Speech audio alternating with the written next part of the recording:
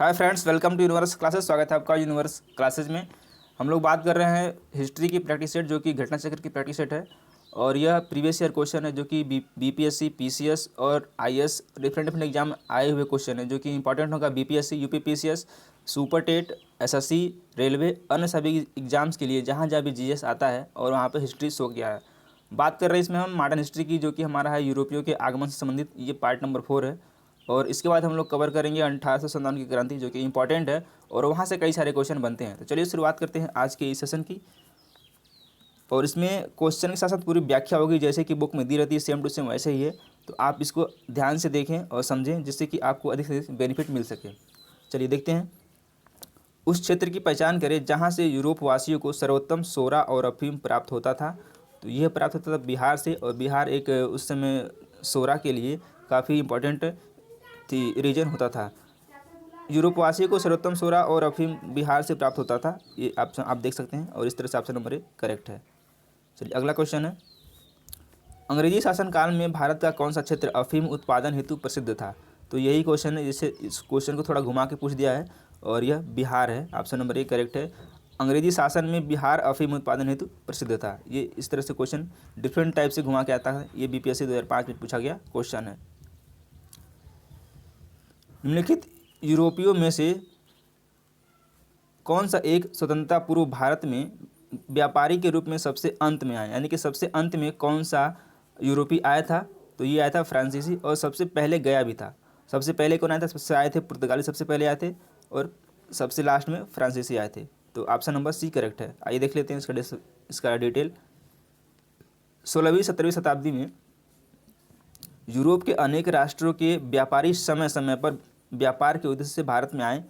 इन यूरोपियों में से सबसे पहले 1498 ईस्वी में पुर्तगाली आए थे, और 1605 ईस्वी में डच, 1608 ईस्वी में अंग्रेज तथा 1664 ईस्वी में फ्रांसीसियों का आगमन हुआ था। इस प्रकार उपयुक्त विकल्पों में भारत आने वाले व्यापारियों में सबसे अंत में फ्रांसीसियों का आगमन हुआ था। आप देख सकते हैं।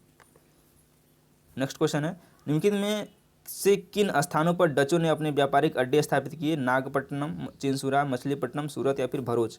तो ये बता रहे हैं कौन सा था। ये आप देख सकते हैं डिटेल इसका। भारत में डचों द्वारा स्थापित व्यापारिक केंद्र पूरा डिटेल है। नागपट्टनम 1648 ईस्वी, सूरत 1618, कोचीन 1663, चिंसुरा 1653, मछलीपट्टनम 1605, भरूच 1619, अहमदाबाद 1619, आगरा 1621, पटना 1638 ईस्वी में। इस तरह से आप इसको देख पा रहे हैं। अगला क्वेश्चन है, निम्नलिखित पर विचार कीजिए। मृदा के स्वरूप तथा उपज के गुणों के आधार पर भूमि राजस्व का मूल्यांकन, युद्ध में चलती फिरती तोपों का उपयोग, तंबाकू और लाल मिर्च की खेती, उपयुक्त में से कौन सा या से अंग्रेजों की भारत की देन थी। तो ये बताना है कौन सा था। तो इसमें था ऑप्शन नंबर डी, कोई नहीं था। और आप देख पाते हैं इसका डिटेल क्या है। मृदा के स्वरूप तथा उपज के गुणों के आधार पर भूमि राजस्व का मूल्यांकन अंग्रेजों से पूर्व शेरशाह सूरी एवं अकबर के द्वारा किया जा चुका था। यानी कि अंग्रेजों से जो पूर्व किया गया था, उसका सबसे पहले शेरशाह सूरी ने किया था, और उसके बाद अकबर ने किया था।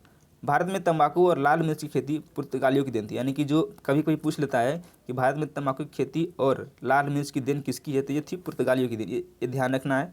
और चलती फिरती तोपों का प्रचलन मुगल काल में ही था। ठीक है। अकबर के आयुध निर्माण कारखाने में तमाम प्रकार की बड़ी छोटी तोपें तैयार की जाती थी। इस प्रकार इनमें से अंग्रेजों की भारत को देन कोई नहीं था। आप देख पा रहे हैं यहाँ पे ऑप्शन नंबर डी करेक्ट होगा। ठीक है, आगे बढ़ते हैं। अगला क्वेश्चन है, किसने ईस्ट इंडिया कंपनी के बारे में यह टिप्पणी की कि कंपनी एक असंगति है, परंतु यह उस व्यवस्था का भाग है जहाँ सब कुछ ही असंगत है। यह किसका स्टेटमेंट है? तो यह जो स्टेटमेंट है, यह जीबी मैकाले का। ठीक है। ईस्ट इंडिया कंपनी के बारे में यह टिप्पणी, कंपनी एक असंगति है परंतु यह उस व्यवस्था का भाग है जहां सब कुछ ही असंगत है। यह जीबी मैकाले का स्टेटमेंट है, और ये 2017 पीसीएस में पूछा गया क्वेश्चन है। आइए देखते हैं। लॉर्ड मैकाले ब्रिटेन का राजनीतिक कवि था, कवि तथा इतिहासकार था। 1834 से 1838 ईस्वी तक वह भारत की सुप्रीम काउंसिल में लॉ मेंबर तथा लॉ कमीशन का प्रधान रहा। प्रसिद्ध दंड विधान ग्रंथ की the imperial penal code IPC की पांडुलिपि